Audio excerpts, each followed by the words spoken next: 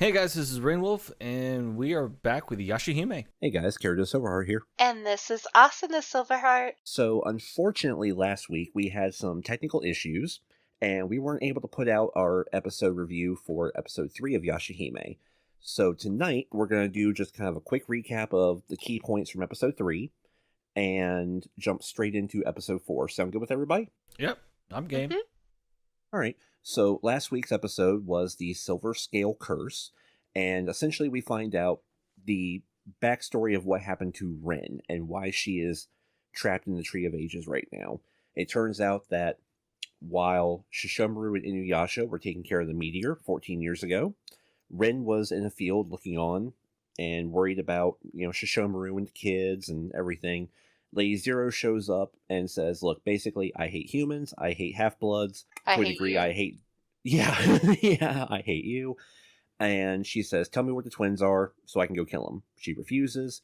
She puts a silver scale on her neck that she says will eventually spread over her entire body, and she'll rot from the inside out. Shishomaru We were and about to Jokken show have up. the death of Jokken. Yeah, Shishomaru and Jokken show up, and upon realizing this and finding out that Lady Zero also connects herself and Rin through a string of fate, foreshadowing, yeah. foreshadowing. If Zero dies, Rin dies. Yeah, so if Zero dies, Rin dies. The counter argument to that is, though, killing Zero is the only way to stop the curse, to keep Rin from dying. So Rin is basically in a death or death situation.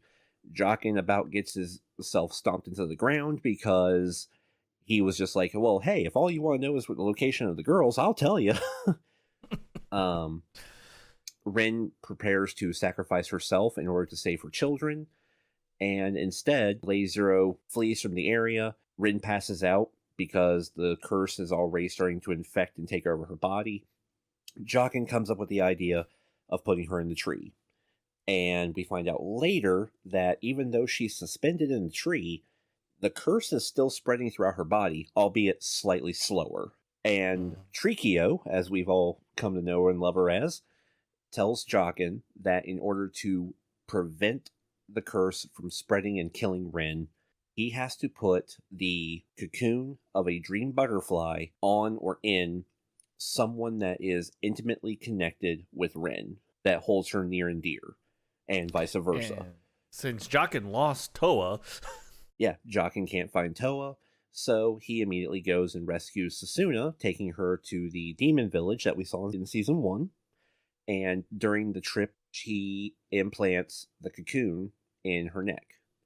This immediately creates the bond between Satsuna and Rin, putting Rin in the complete deep sleep state that she's in now.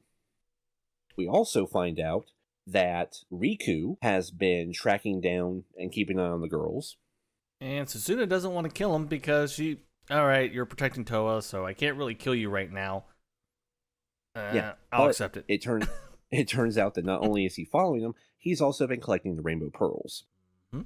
And we find out later that he has 3 of them. Zero already has 4 of them, so now Zero has all 7 rainbow pearls again.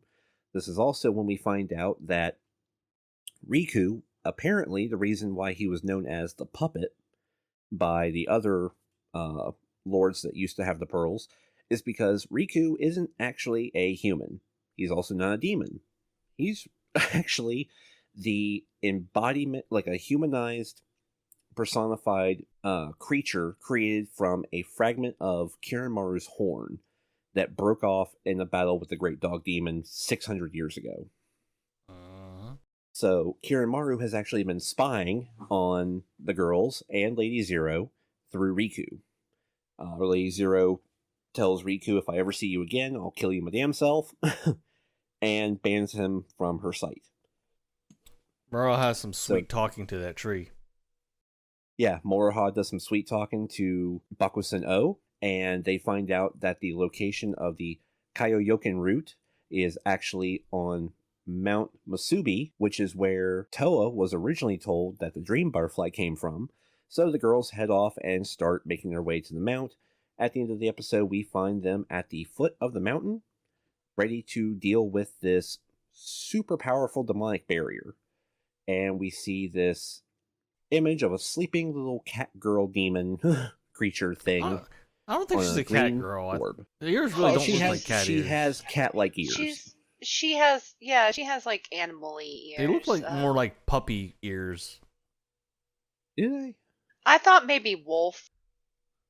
See, all the references I found just say like little or cat fox, ears. foxy kind of ears. Maybe. They are kind of odd. Mm-hmm. But I guess it would depend on what her mother was, because it's just Kirimaru's just has horns and he's a beast and blah blah blah.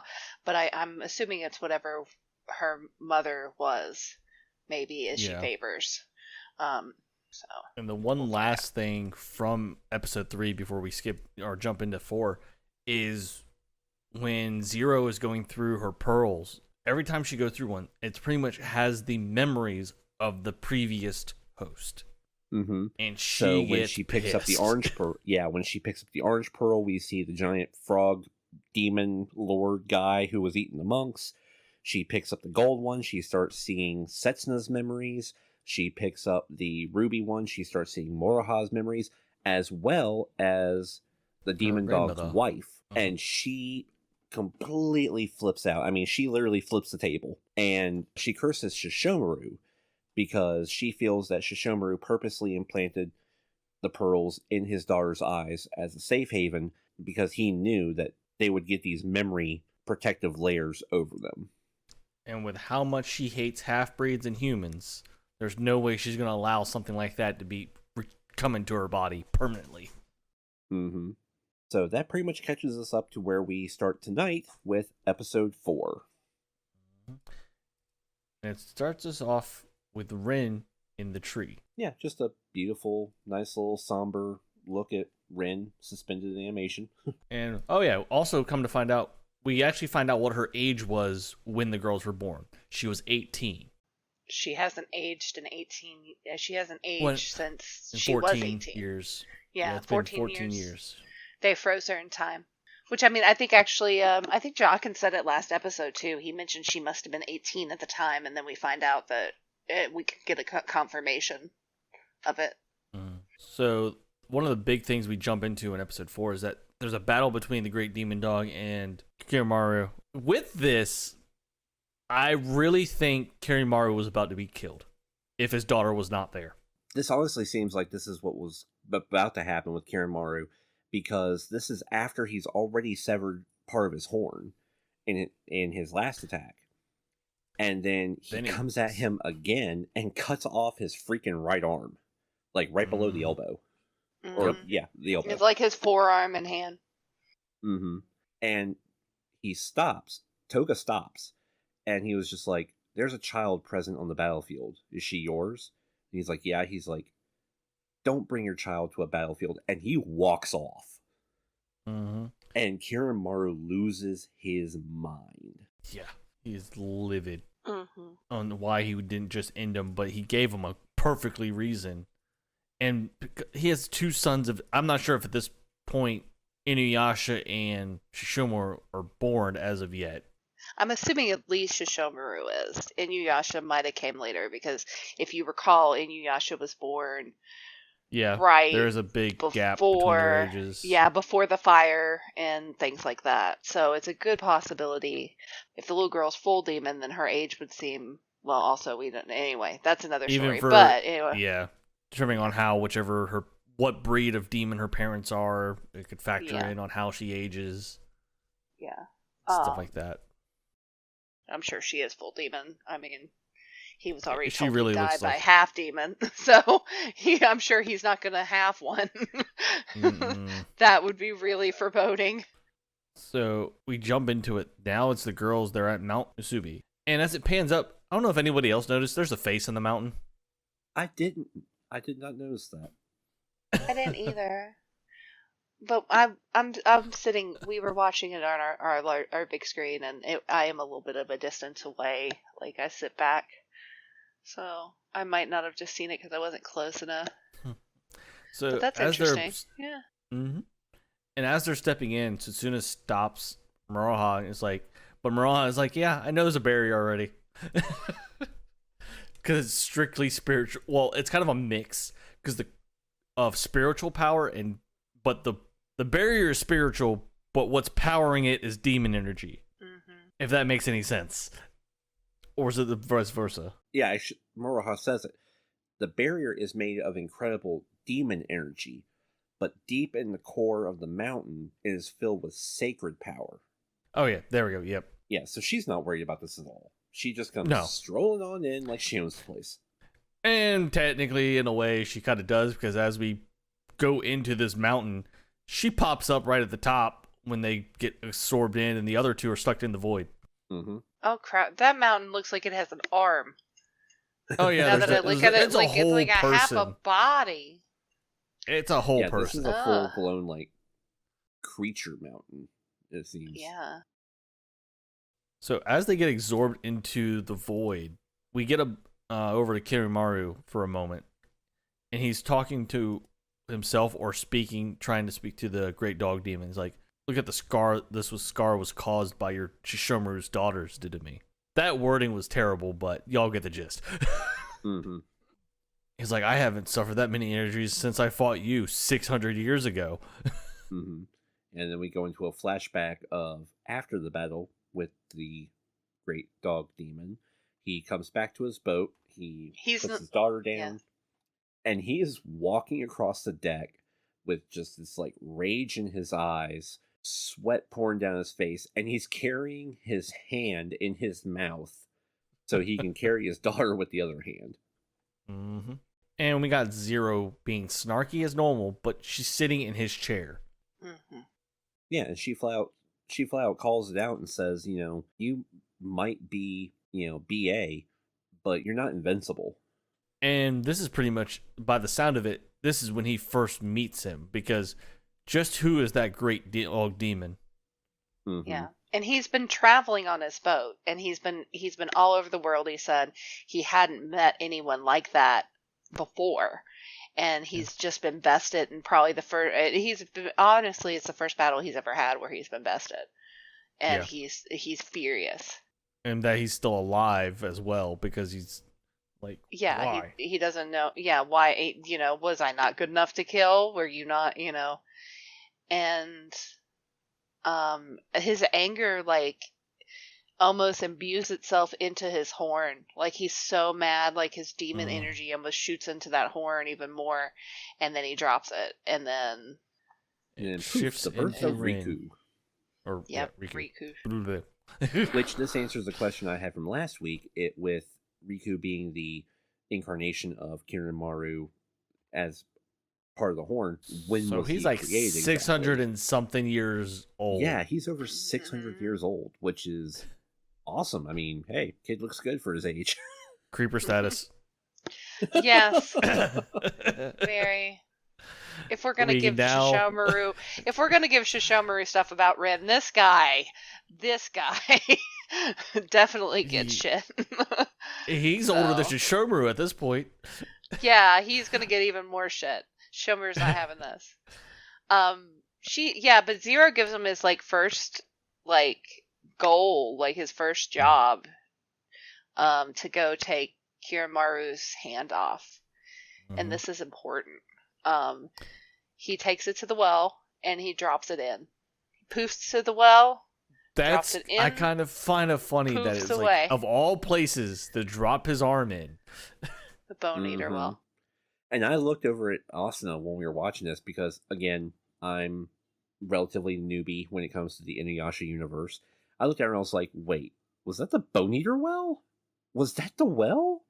And she just kind of looks at me like, yeah, I think so.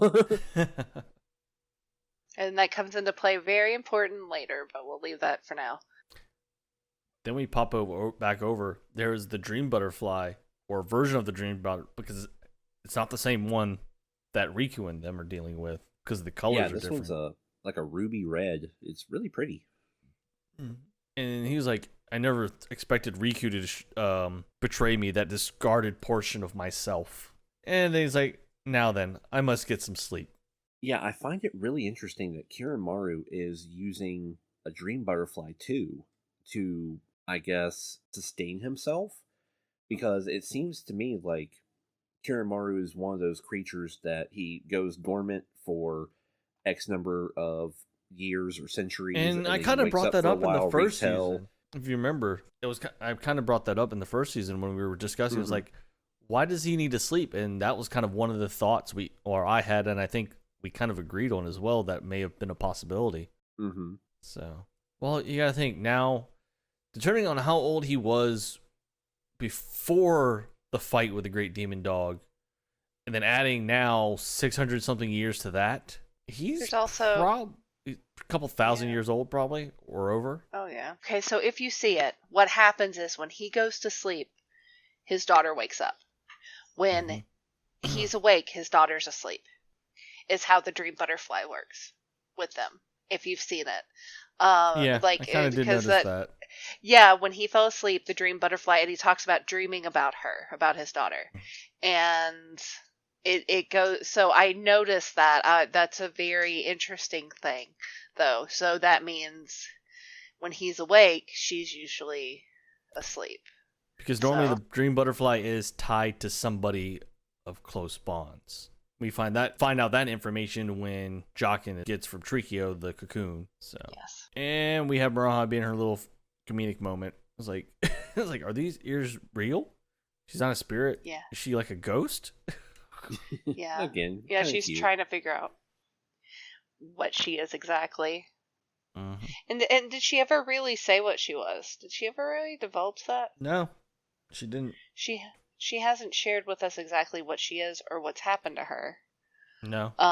Which, I mean, Kirimaru is powerful enough to have stopped anything from hurting her, but yeah, we get I'm very not little above information thinking. on her Yeah, right now. I'm not above thinking he wouldn't sacrifice her for something. Does that make sense? Like offer her up in exchange for something else.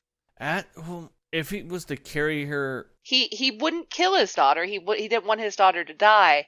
But if it were like, think of a Thanos moment where it's like, what's the thing you love the most? You know, you can have ultimate power. We could get rid of the dog demon, but we're gonna take your kid. I mean, I'm just saying, I don't think he's above it. Doesn't mean he didn't love her. It just means he's more power hungry than he is fatherly, I guess. But that's anyway, a thought. So, or she could have just gotten, some. Well, I mean, some accident could have happened when he wasn't there, or Zero could have done something to her because she's kind of a thing.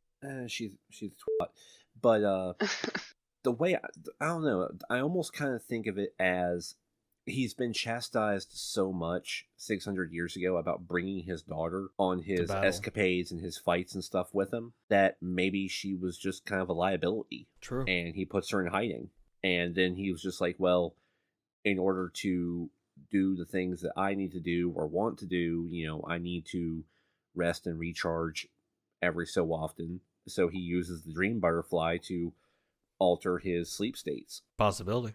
Yeah, I mean, he gets quick rejuvenations using the dream butterfly as opposed to sleeping for several hundred to 1,000 years or so and getting up and wreaking havoc later. And we'll have to get more info as that goes. I know. I feel like they're linked. It's a link, so... I do have another theory, but that's based on what we see in the preview for next week.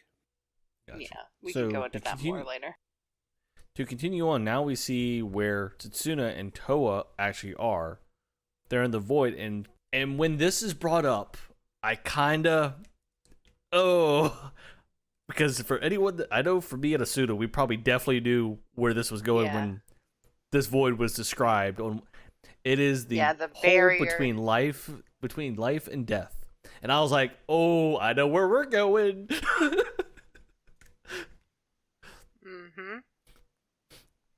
So Satsuna's at the tree and Toa is in the city. There. Yeah.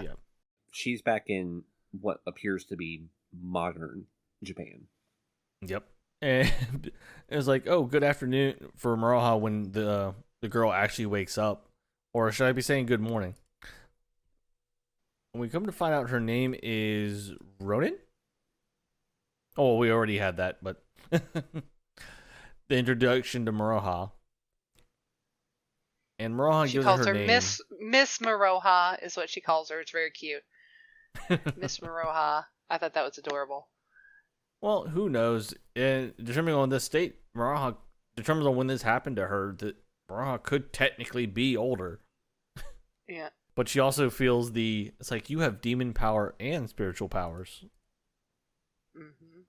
And she knows she has spirit powers because when you come through the barrier, because she didn't go into the void, as you called it, like, because she didn't go there, she actually came across the barrier. That's how she knew she has, like, you have the spirit powers fueled you. You know, that's what got you to here.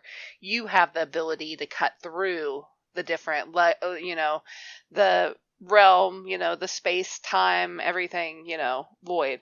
Mm-hmm. You can go through. And before she even is going through, we end up getting a slight thing with Toa and Satsuna. It's not much. They're just walking through their Toa experiments, just like, oh, I can't use my demon powers either. And that's it. Then it goes into the halftime card. So she opens a void for Maroha, but we notice that she's glowing now.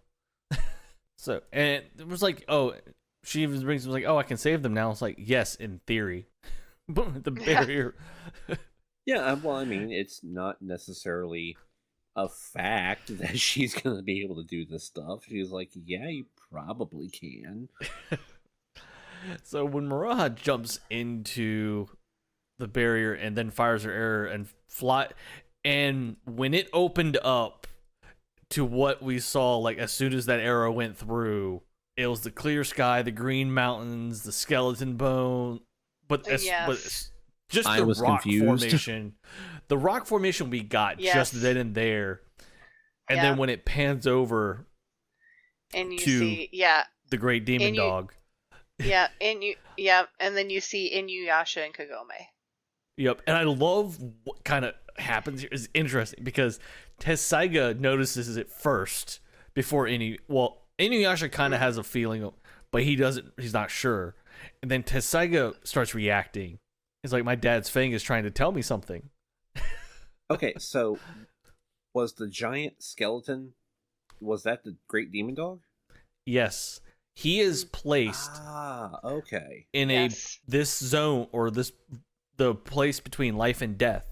Because if it's his graveyard. That's where his grave was. Yeah, I remember that from earlier. Yeah, and you know what the reason for that is. I guess that's a no. No. So the reason why his body is not just decomposing and his bones are not left out to the open world, his corpse, as it's decomposing, the demon energy is just dangerous to its surroundings. And then even when it gets down to the bones, there's still demon energy in them, but they're also durable enough to cause even more problems. Yes. Gotcha. So if the proper person gets a hold of those bones, they can forge a weapon, and then if the proper demon eats them...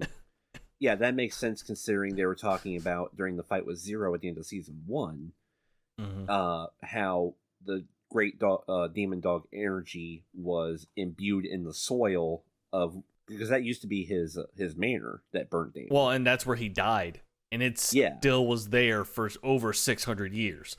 Yeah. So you can imagine the energy that's still coming off of those bones. That makes sense. Mm-hmm. And then Kagome turns around, she points up there, and this moment, the arrows even start, like, the arrows, resonating. It's like, is it because of the spiritual power, or are these actually the arrows that she had her hands in at some point? When she was, it's a weird one. I don't know how. I don't know. Then again, if they are blessed arrows. Yeah, I mean, she says they're sacred arrows. Yeah. If they're the sacred arrows, then they could be Kagome's. They could just possibly be the energy that she shares with Kagome. The spirit energy is reading on this. And this became a very tear-jerking moment. Oh yeah, like even I got excited. Remembers the photo she saw. When they were, when they had went to the modern time, and she was showed by Kagome's brother the pictures. She realized that was her mother and father, and she has like a little tear in her eye, and she can't stop. She's still going, and they're screaming at her, and it was really sad. Yeah, it's And the comments say, and this is where you see a proud mother and father, right? Mm-hmm. Yeah. And then even Inuyasha has a big smile. Is like, look how big she has grown. Yeah, Kagome was super happy. She's like, "That's Maroha. I know it is. She kind of looks like you." And me.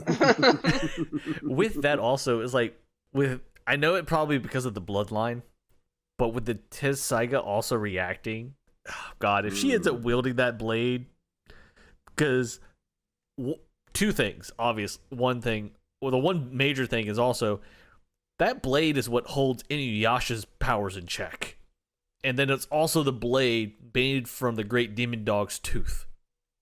Mm-hmm. If she starts wielding that and swinging that, oh God. I know, because... And she already knows Windscar. So as we're going in, now we get Toa. She's like, it's like, oh, the president has been recreated. It's like, did they look into my memories? And the funny thing is, it's like, with the way things are going, it's like, are they actually in these locations, but in like a different plane? Well, it type does. Of deal? It does talk about time. Like before she goes in, she talks about it has the ability to go through this world and the next, time and different things. So I mean, it's kind of maybe vaguely like she's in the spirit modern world, maybe. Mm-hmm. I don't, but I think it's a illusion. Well, it is. Though. They technically are in the plane of the living and the plane between living and the dead. Dead. Mm-hmm. Yeah, I mean, you gotta look at it in this way. The entire world is cast in black and white. Yeah. Most of the time that I've noticed in anime and other works and stuff is that is essentially the plane between life and death, like we were discussing. So it is quite possible that since this realm exists not just between life and death, but time and space, this could actually be the modern era, just like time frozen, like kind of just on the other side of the veil. You know, you're not seeing, you're in that location where it's almost like time is frozen, and you're not seeing the things and the people that you would normally interact with. Yeah. But at the same time, you know, Toa does call it out and says that even though she didn't pay a whole lot of attention to her surroundings growing up because she was always just so kind of listless and head up in the clouds and stuff, she was like, some of the details are a little off and some of the details aren't there, but it is the modern era. And looking into this, definitely when it changes over to Satsuna's perspective on this at the tree, I'm getting a feeling the tree is probably in the same plane. Mm-hmm. There's something interesting that happens to Toa too when she is in the in-between modern world. She goes to her old school that she doesn't have great memories of because she just transferred there. But she hears her homeroom teacher's voice, Mr. Kieran, that we've talked about before. Mm-hmm. Yeah. And so that's curious, and that's something that'll come up later. But anyway, a little more detail on him in a bit. Yeah. But yeah, we transfer over to Satsuna though after this, and yeah, she is in the. It looks very much like she's in the Tree of Ages. Yeah, and I actually believe she is. And Trikio actually talks with her. Yeah, because if you notice, we have color here, but we didn't have color with Toa. Yeah. Mm-hmm. So more than likely, the Tree of Ages where Rin is placed is in that section of that plane of existence.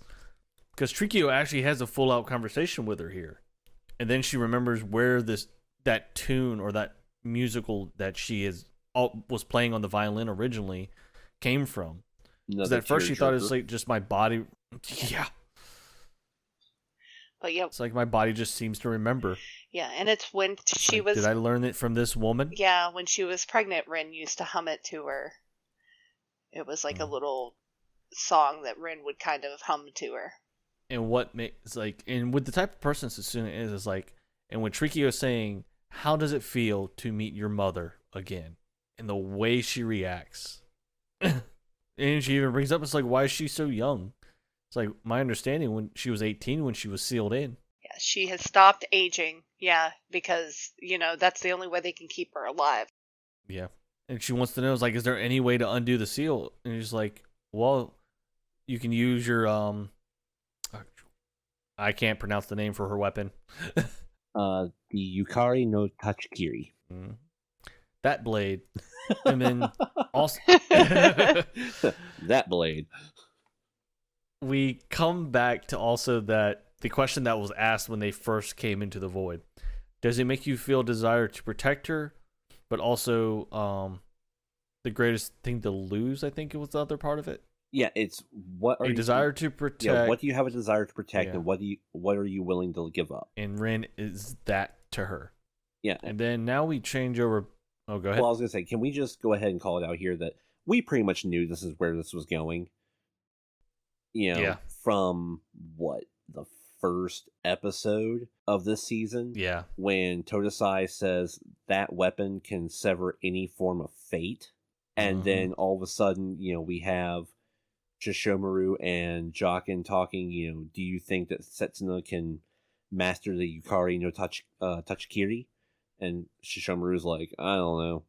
And then we see Zero. I mean, they're spelling it out for us. This is how they're going to bring back Rin. She has a weapon that severs fate. Zero has a string of fate tied to Rin. You're not keeping a whole lot of fundamental mystery about how this is going to work. Well, they had so much early on, that I feel like they needed to kind of give us something here, throw us a bone. And it makes sense. It's tying everything together. Something interesting too that Rainwolf said when they were talking about, what do you want to protect and what are you willing to give up? I feel like Toa already said, she would protect her sister. Toa, I think when she went back to the modern world, I think that's the thing that she's willing to give up. Even though it made her sad, she gave that up. So I think, but I'm curious. But she also wants to protect. Yeah, she wants to protect her sister. But so she answered the full question. But what did Satsuna, what was she willing to give up? She wants to protect Rin, but what is she willing to give up? It never fully answers that unless it's herself. I don't know if that, so that kind of worries me. But I mean, Satsuna's lived once, so I don't know. But unless it's just her willingness to fight and go, sever the blade, sever the fate string. But yeah, Toa answered both questions were answered by Toa. So I'm still curious. I don't feel like they ever fully got the answer to Setsuna's, but I guess we'll find out. So. Well, we get back to Toa. There's a tear in her eye when she gets to the sacred tree in the modern time. Ra falls from the sky. She tells us, you're an illusion. You're an illusion, yeah. Fires an arrow. They're back into the void, and they drop where Satsuna's at. Well, not really drop, but they walk up to her. And she's playing the violin, the tune, and they even notice this is oh, we're in the Tree of Ages, aren't we? And then Satsuna brings up to Toa, it's this is our mother, Rin. Toa seems less surprised, though, than Satsuna did. So Satsuna had a more genuine faith. Yeah. Toa seems kind of stoic about it. She's like, okay, I see. I think Toa more worries about her sister. She doesn't really care about her mother, is the way I'm seeing it. I think there's a detachment still with Toa to this world in general. I feel like Toa is a little bit more detached still from this world. Where, it's all Setsuna's ever known. So I think that's maybe part of it. Maybe she's still kind of detached from it. She also just doesn't seem surprised. She's kind of I think I've dreamed this before. I think I've seen it. And I think she did have visions of the tree. Didn't she? At one point, I'm pretty certain Toa, or at least one of them did. It's been a hot minute. But... I know Satsuna's always had those little moments because of the tie they have because of the dream butterfly. I want to think they've had this experience before, but it may have just been Satsuna. Anyway. Then Kirimaru starts speaking to them while they're there. And he tells them, you can have the root. And then he says to Ruins, you have some guest. Mara wakes up from her slumber. Yeah, he reveals it in this voiceover to them. He was just like, go keep my daughter Rion company. And Moroha's like, wait, your daughter Rion? You mean that Rion? And it's kind of interesting on how they react to it, like the other two definitely. Because Moroha's already interacted with her, so she kind of has a feel for her. But for the other two, and then with them finding out that she's actually Kirimaru's daughter, it's like, I was expecting a little more from their reaction. And they did look agitated and concerned. Like, they did kind of look like they were kind of like, I mean, they kind of took an aggressive stance. I think they were a little worried of like, is this chick gonna try something? But, also she's wearing like these little like bows in her hair, and like it's really hard to be intimidated by a pink-headed like cat dog girl with little bows in her hair. So I mean, it's kind of one of those things where they took a kind of an intimidating stance, but then I think they also cued off of Moroha kind of being relaxed with her and like, okay. Yeah. They were just trying to figure out really what was going on. And I think Satsuna even had her blade out, if I remember correctly. She had it, like, which she usually does, but she had it kind of, like, out in front of her, just in case. Yeah. She's always prepared, so. And we come to find out the root was actually the thing in her hand that she was able to see into like the the void. little hairpin-sized wand. Yeah. And she offers it to her. Yeah, like, you can have it. I'm not going to fight you for it. And then it jumps over to the modern era, which we have not seen in a while. And Kieran is here. Mr. Kieran. And this kind of worries me a bit here. These scenes that come up. Because he asks us about the Shikon Joel keychain amulets he used to sell here. And Gramps knows nothing. And then he brings up the moment it was like, the Bone Eater well is not even here. What? Yeah. What's going on? And come to find out, Kieran actually came through the Bone Eater well into this era. Mm-hmm. Yeah, because he's Kirimaru's hands. Mm-hmm. That's exactly what he is. That I didn't think about that until now. Yeah. That makes I obvious. I looked at Kirito and I said it, and Kirito was like, I was just like, holy crap. I was like, this makes complete sense why the Bone Eater well was there. Why we had that scene with Riku. I didn't think about that because there's always been, for me, the Bone Eater well is like, there's that Musubi chick always chilling in the Bone Eater well from the original, but who knows when she got there originally. But well, I mean, let's face it. We've been saying it since, what, episode 1 or 2 of season 1? We knew that we thought maybe Mr. Kieran, Kirimaru that thing, Osamu but Kieran now this is just was verification. Kirimaru. We were right and we were wrong. Yeah. Because now we have confirmation that Osamu Kieran is the severed hand that has regenerated into a full person from Kirimaru. And if we didn't know the information about Riku, we wouldn't know this. This would it not have been a thing. Mm-hmm. Yeah. But we know. Yeah, and it's even more of a dead giveaway when he touches the Tree of Ages and he has that symbol start glowing on his arm. Yeah. And guess what? That's the right hand, which was the hand that was severed off of Kirimaru. And he also makes a comment that, the Bone Eater well that I came through is no longer even here. It really makes me wonder just like what happened to the hand when it came through the well. Like, did that fat freaking cat find it and just like carry it off somewhere to try and eat it? Leave that cat alone. He's my spirit animal. Yeah, and it's like, and I'm kind of wondering what caused, because remember, with the horn, when he formed Riku, Kirimaru had some involvement of forming him. Mm-hmm. Yeah. But if you remember, they, Zero had told, Riku when he took it, she was like, there'll be a lot of there were bugs that were wanting that demon energy, and she was like, get rid of this because that demon energy is still there. And it's just like you said, the bones of any because powerful he's demon pretty much the class can cause disruptions and problems. Same thing, it just happened to manifest on its own. Just kind of makes me wonder if stuff like this is going to come into play later on when we have some kind of climactic final fight with Kirimaru if he's going to start like lopping off body parts and growing them back like Piccolo and then growing whole new copies of himself or something. No. This brings something to thought now. Inuyasha's blade, the black hole Tensaiga ability. Mm-hmm. The only way they truly get rid of Kirimaru is to stick him in a black hole that goes to nowhere. Hence why Shishomaru wanted to save him. Yep, and it makes that comment. It's like his ability will be handy later. Which I mean, there's his exact words. Which I mean, granted, we know his ability will be handy the next time the comet resurfaces, which is now in modern era. Yeah, but we didn't think about it for Kirimaru because we didn't think he could spawn new portions of himself from his body parts. Yeah. So it's a 2-part thing.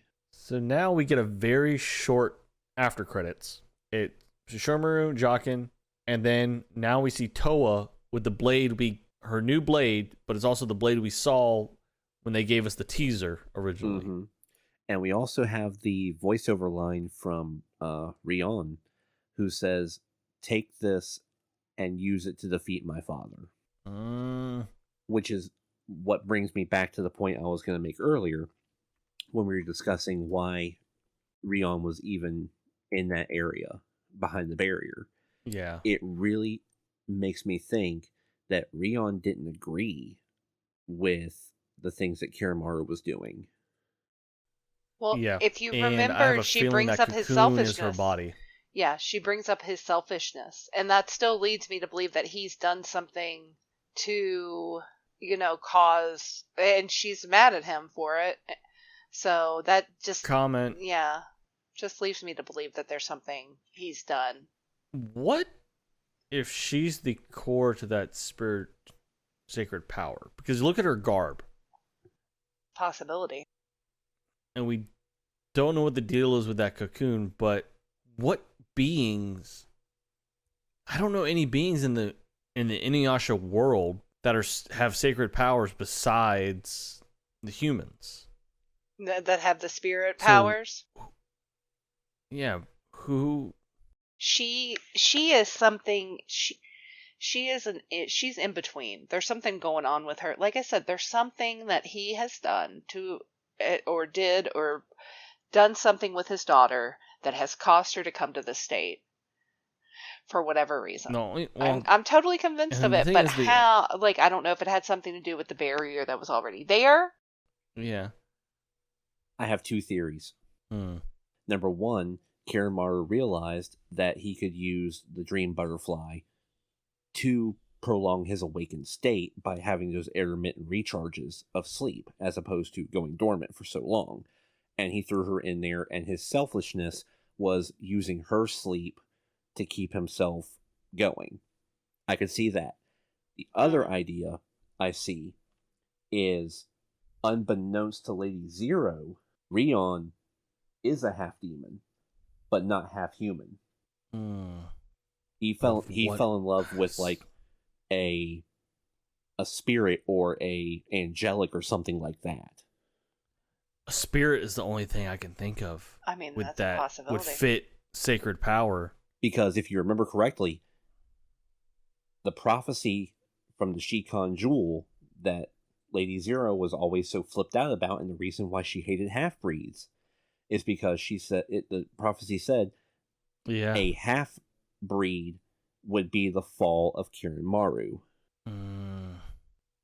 We'll have to wait because there's still a lot to come. Even though this episode kind of like, all right, closed off this part of the story, closed this part of the story, and opened up 17 more, which is what the series is really freaking good at. So, any last thoughts for this episode? I'm speechless. So, once again, thank you everybody for watching, listening, whichever you may do. Just a heads up, me and Wonder Llama will be at NekoCon November 5th through the 7th. And remember, we'll be live streaming Back for Blood also on Sunday, 9 p.m. Eastern Standard Time. Come and check us out. I'm Rainwolf. This is Kirito Silverheart. This is Asuna Silverheart. Leave a like, comment, maybe even subscribe. And until next time. Bye. Bye.